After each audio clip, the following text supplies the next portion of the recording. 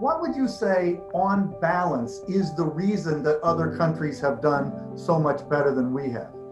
Well, first of all, I think it has little to do with their healthcare system and much to do with two things: political leadership and their public health response. There's a good chance that this will be a moment that historians in 2200 point back to. There's an information revolution underway that's got the possibility of being as consequential for the way people live as the Industrial Revolution.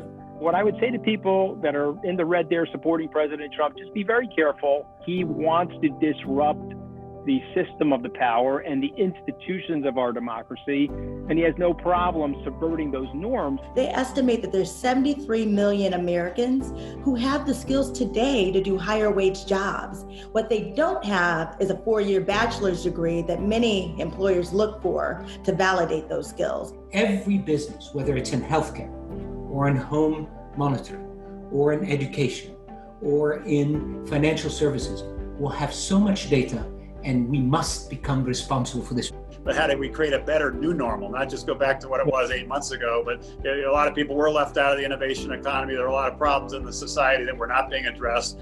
So we need to, kind of hunker down and deal with the challenge of the day, but imagine new possibilities. Back to the pandemic and where we are today, 2 of 5 families with children under 12 are reporting some level of food insecurity at this point. With all the connections there are in the world, learning is right up there with love. It's one of the most empowering, enabling things there could be.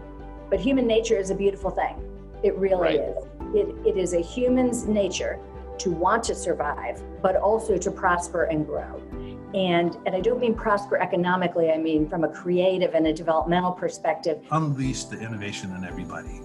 Innovating is not the research team's job. It's everybody's job in the company. So don't say no, say what if. The most important thing that we can do is to educate our organizations about what gender is, about how these understandings of gender are evolving, and why understanding gender is essential to your company's success. If there was ever a time to make a case for having a connected ecosystem and information sharing from a public health perspective, I think we're living it right now.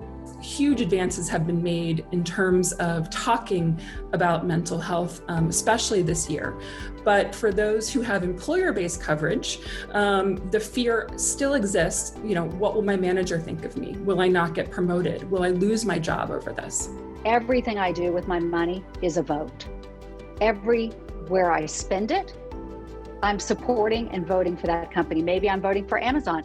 Maybe I'm voting for the woman-owned business down the street. Maybe I'm voting for the business owned by a Black family. Even though COVID-19 has taken so much away from each and every person on this call and this world, let's not let it take our joy. So finding those opportunities to help instill joy in the students and the communities that we serve as educators, like our students and our communities look to us for guidance.